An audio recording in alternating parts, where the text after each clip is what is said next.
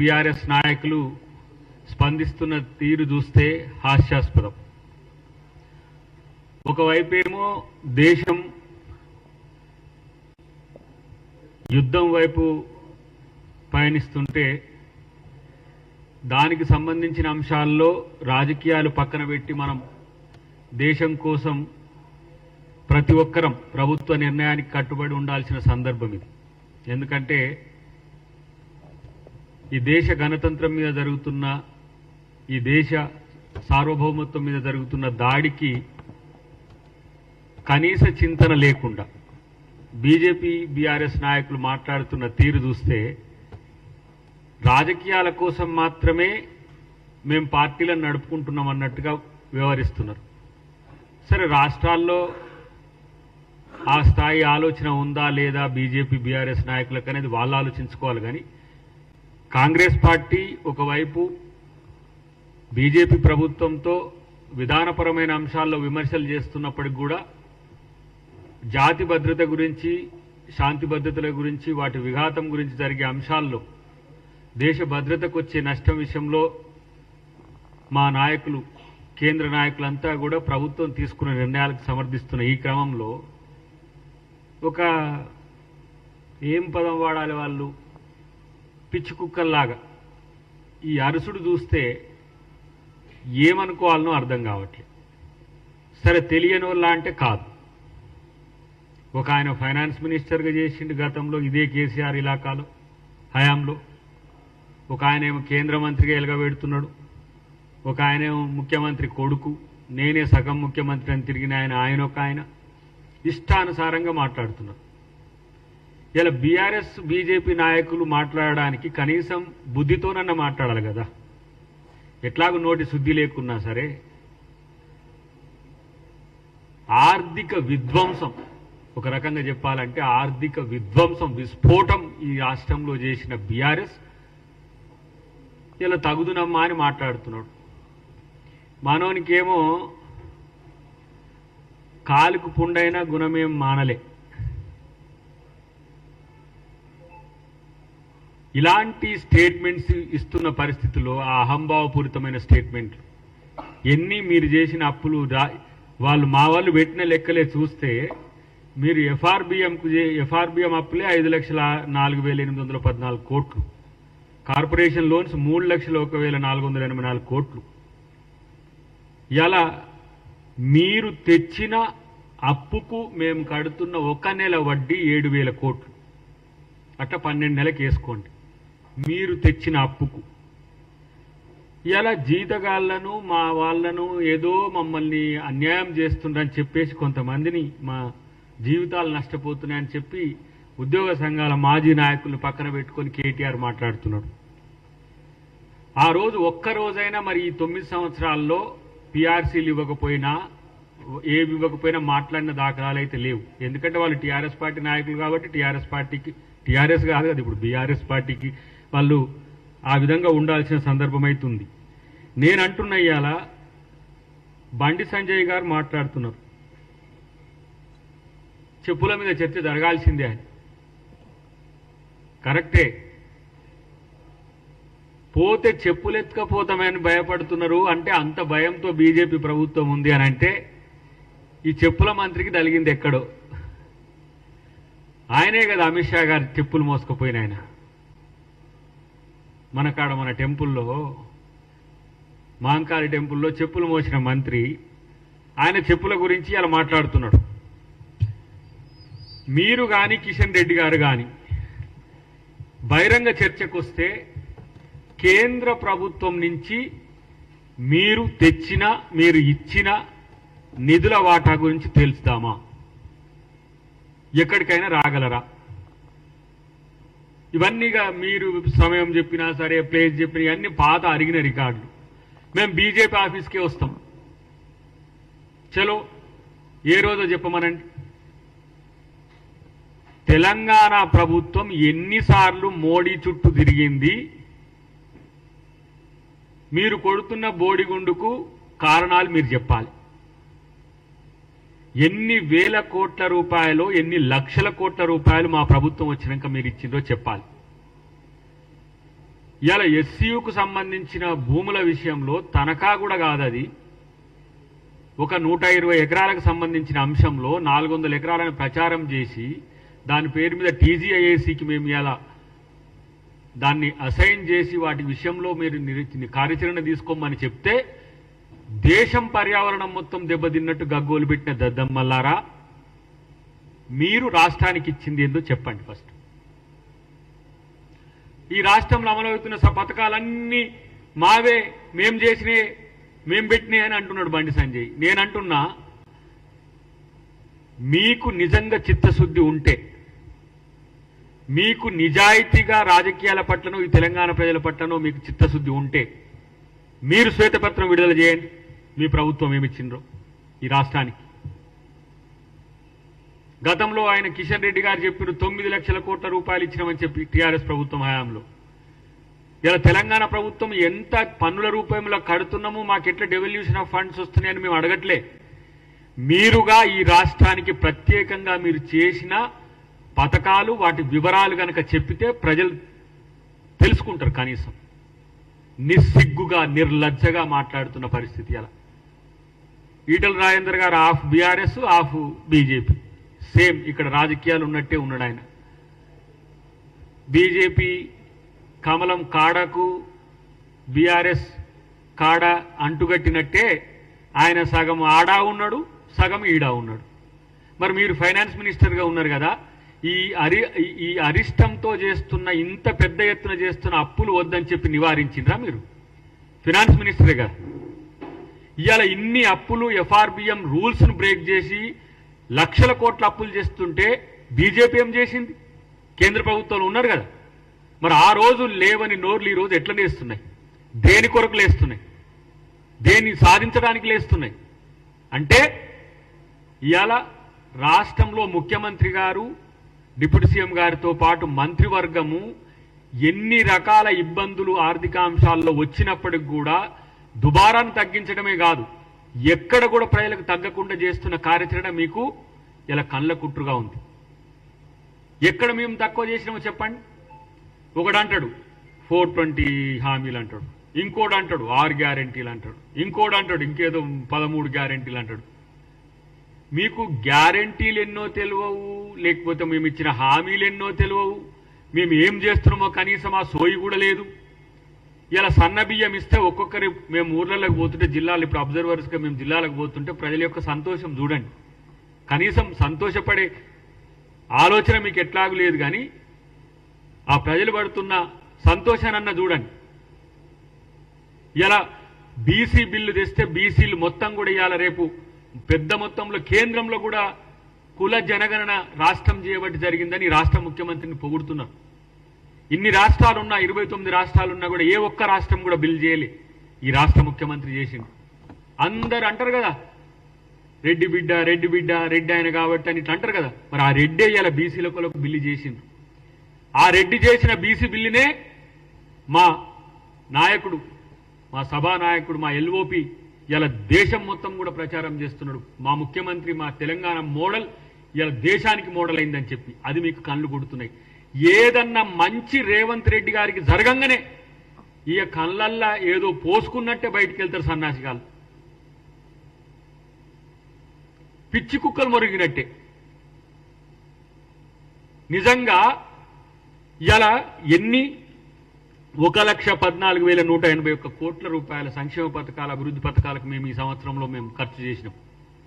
ఒక ఆర్థిక సంవత్సరంలో, ఒక్క ఆర్థిక సంవత్సరంలో 20,617 కోట్ల రూపాయలు ఇలా రైతులకు రుణమాఫీ చేసినాం. మీరు 9 సంవత్సరాలు చేసింది ఎంత? 18,000 కోట్లు, 17,000 కోట్ల రూపాయలు చేయించి మొత్తం 9 సంవత్సరాల్లో రైతు రుణమాఫీ మీరు చేసింది. ఒక్క సంవత్సరంలో మేము చేసింది 20,617 కోట్లు. ఇక ఆయన రైతు భరోసా ఉంటుందో ఉండదో అని ఒకటే ముండ మూసినట్టు ఆయన మాట్లాడుతూ ఉన్నాడు బండి సంజయ్. నువ్వేమీ ఆ బాధపడకు నాయన, భరోసా ఎవరు రైతు భరోసా తీసేస్తామని ఎవరు అనలే. మీకు చేతనైతే ఆ మోడీ గారి కాడ పోయి కూర్చొని ఏమన్నా ఉంటే సాధించుకొని రండి. కనీసం విభజన చట్టంలోని అంశాలనన్నా సాధించుకొని రండి.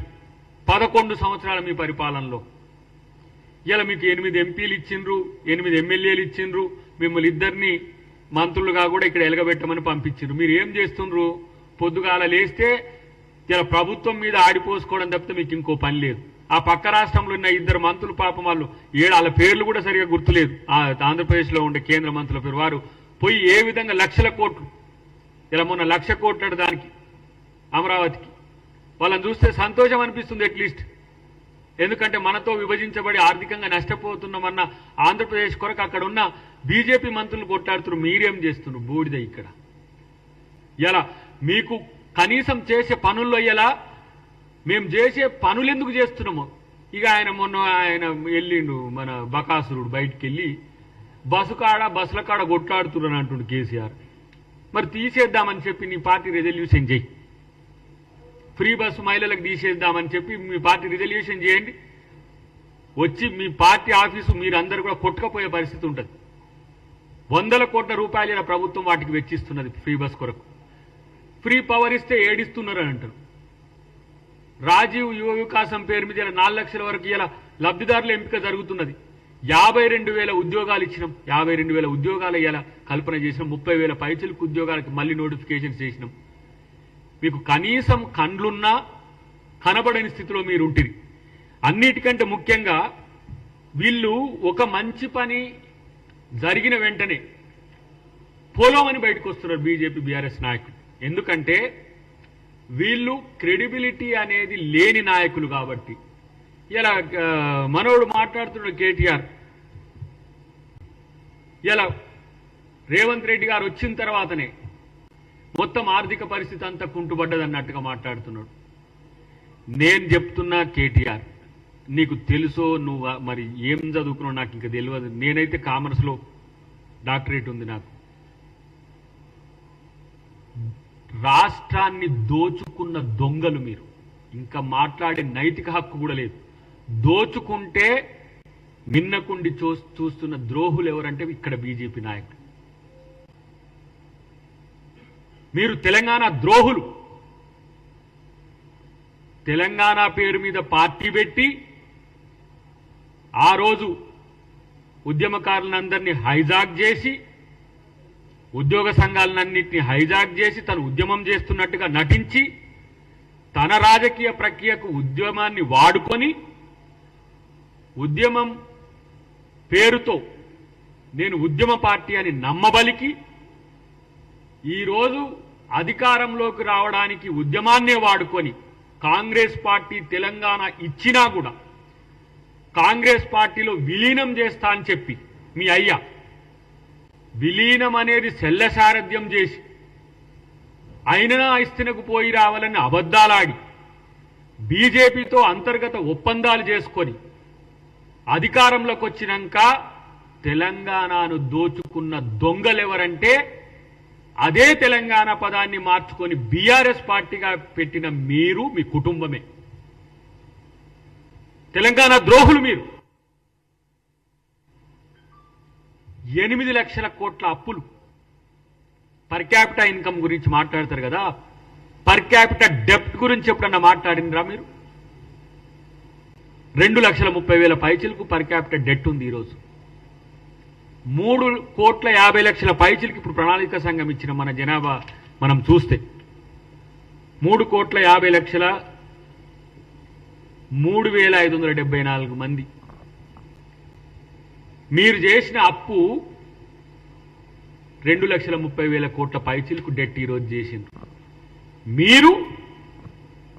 అరే మీకు ఎవరు చెప్తున్నారు నాకు అర్థం కావట్లేదు. మీకు ఇవన్నీ ఇట్లా చెప్పి సంవత్సరం తర్వాతనే అని.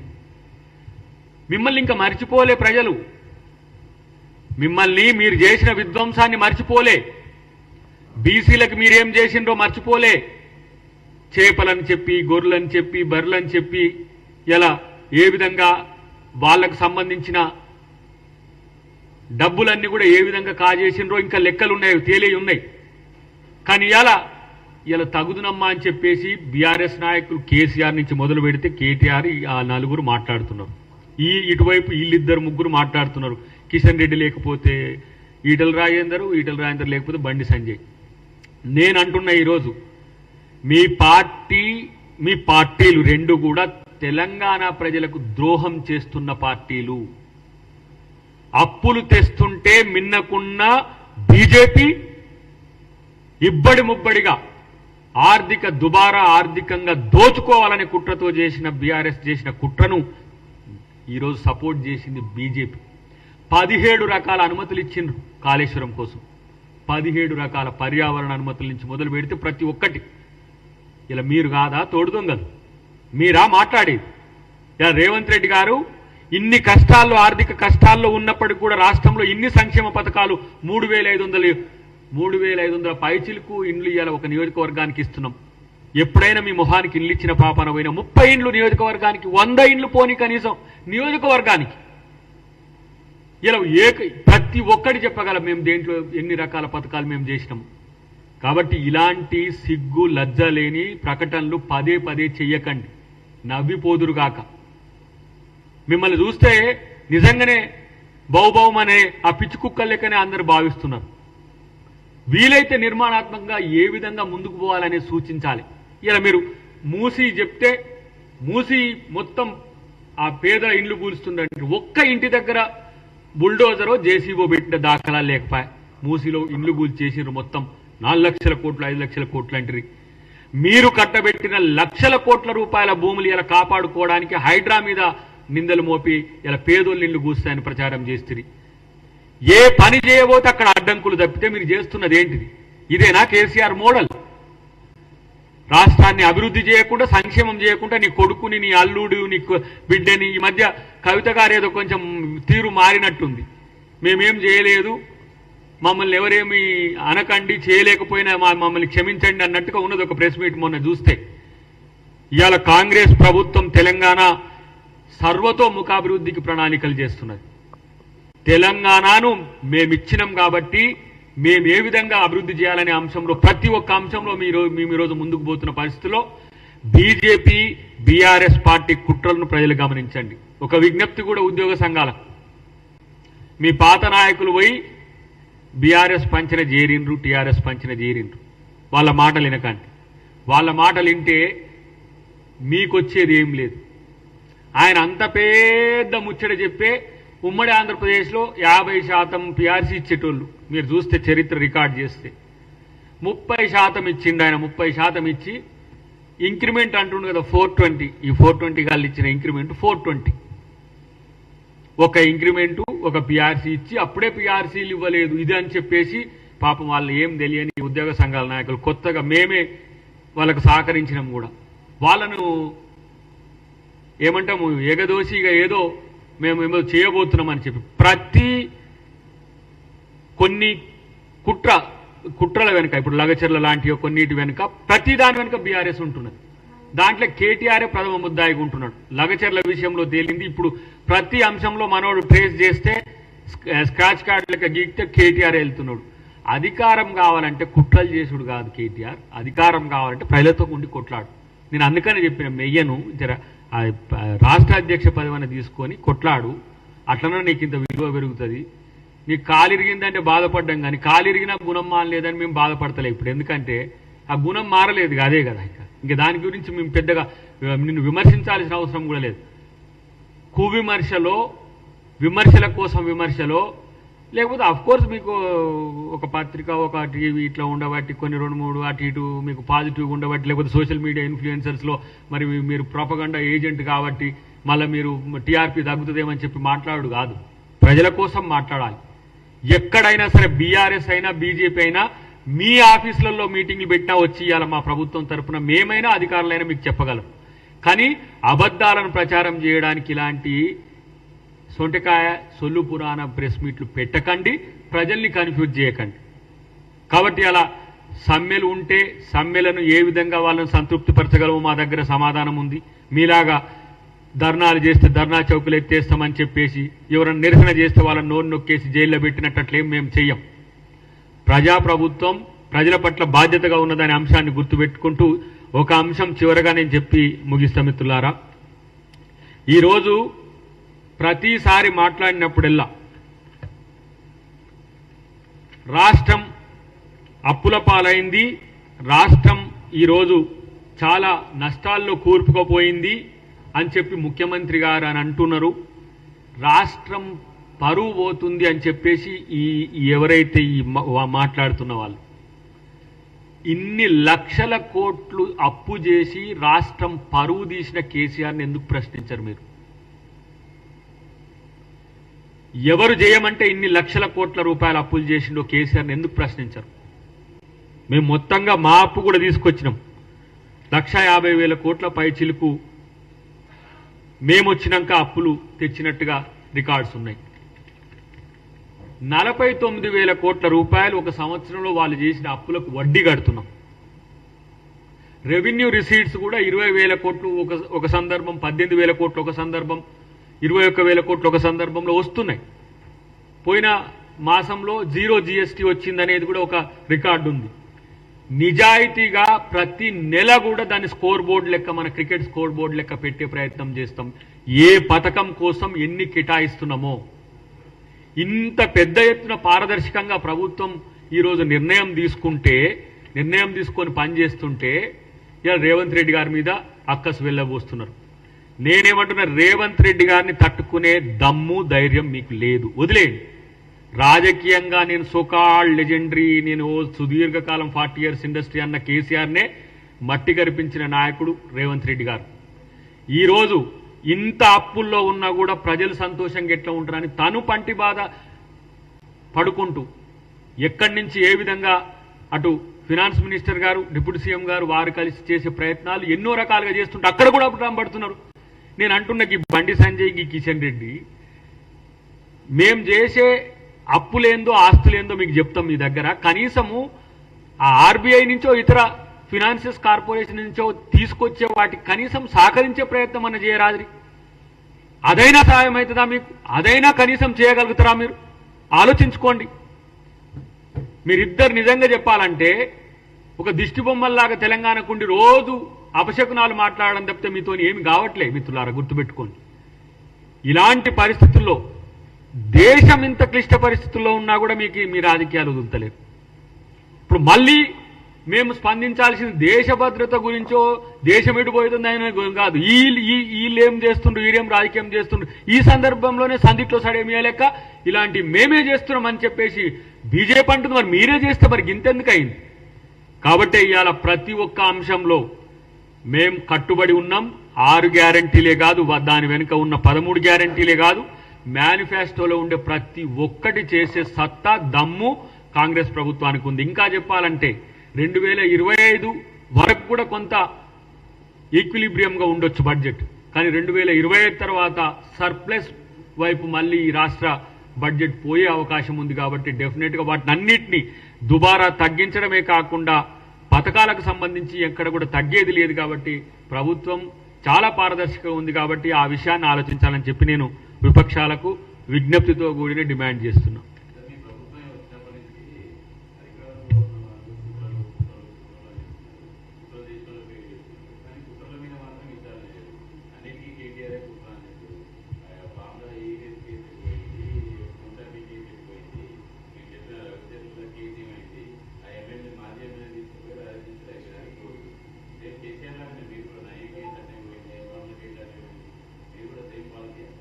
ఇప్పుడు కాళేశ్వరం డ్యాంకు సంబంధించింది వచ్చింది. కాళేశ్వరం సంబంధించిన అన్ని వివరాలు త్వరలోనే వస్తున్నాయి. కాబట్టి చారి గారు ముందుంది ఎందుకు ఆ ముసళ్ళ పండుగ, కాబట్టి ఇప్పుడే మాట్లాడుకోవడం ఎందుకనే ఉద్దేశంతో, కానీ దేంట్లో ఈ ఫార్ములా రేస్ సంబంధించిన ఎవరు విషయంలో తప్పించుకోలేరు. దొంగతనం చేసిన ప్రతి అంశంలో ఆ శాఖకు సంబంధించిన వ్యక్తులు కానీ మంత్రులు కానీ ఎవరు కూడా తప్పించుకోవడానికి అవకాశమే లేదు. భూదానికి సంబంధించిన అంశంలో మీరు చూసిండ్రు. రేపటి రోజున ఇప్పుడు ఫస్ట్ ఈడీనే కదా, మరి మనం ఇప్పుడు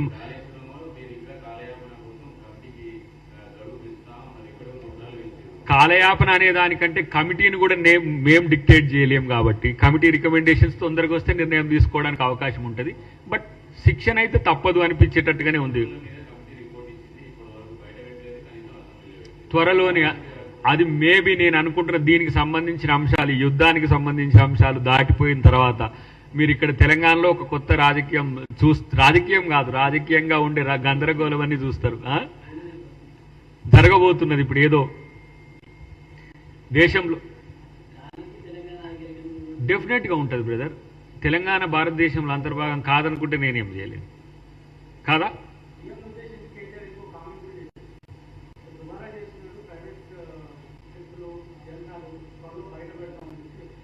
ఇప్పుడు వాళ్ళ సోషల్ మీడియాలో నేనేదో చూసిన, మొన్న అరెస్ట్ అయిన ఆయన చూసినాం. మీరు ఎక్కడ మేము అక్రమం చేసినా అవినీతి చేసినా బయటపెట్టే హక్కు మీకుంది.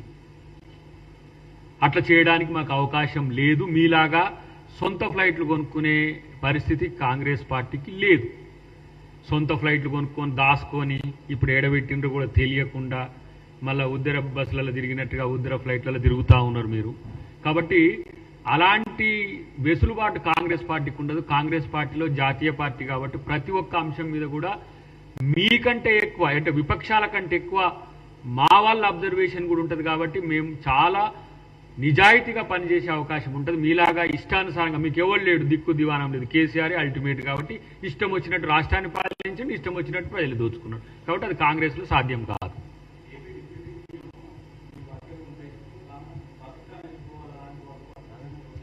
ఆయనకు సమాచారం లేమి వల్ల పాపం మిత్రుడు అలాంటి స్టేట్మెంట్ ఇవ్వచ్చు. మళ్ళీ సరి చూసుకుంటే మంచిది. ఎందుకంటే ఆయన కూడా బీజేపీకి ఆయన పోతే బాగుండదు. బీజేపీ వాళ్ళు చేసే ట్రోల్స్ అన్ని అబద్ధాల పునాదుల మీదనే చేస్తారు. కాబట్టి మిత్రుడు సరి చూసుకుంటే మంచిది. కాబట్టి యుద్ధం కూడా భారతదేశం అంటే తెలంగాణకు కూడా సంబంధం ఉంటుంది మిత్రమా. రేపు అన్ని రాష్ట్రాల్లో కూడా ట్రయల్స్కి సంబంధించిన డిరెక్షన్స్ వచ్చినాయి.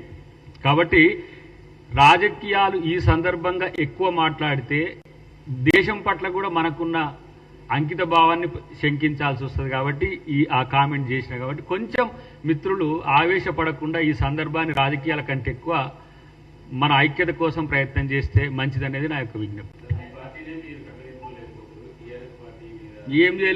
ఏం చేయలేదు.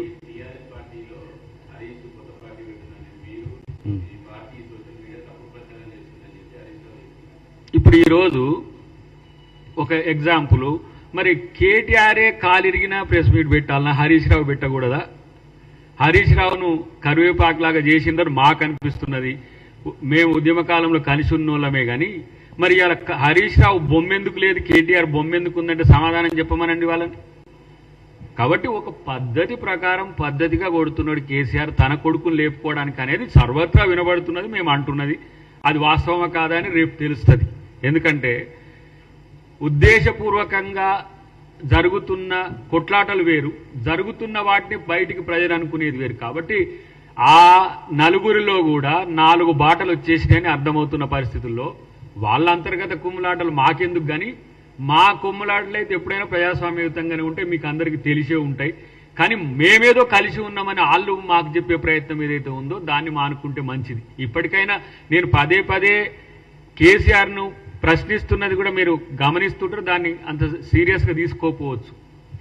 బీఆర్ఎస్ పార్టీకి జాతీయ అధ్యక్షుడు ఆయనైతే రాష్ట్ర అధ్యక్షుడిని ఎవరినైనా పెట్టవా అని కనీసం మీ కుటుంబం నుంచి అన్నబెట్టు, మీ కులం నుంచి అన్నబెట్టు, లేదంటే మీ పార్టీలో బీసీ ఎస్సీ ఎస్టీలకు ఎవరన్నా అవకాశం రాష్ట్ర అధ్యక్షుని పదవికి ఇయ్యమని చెప్తున్నాం.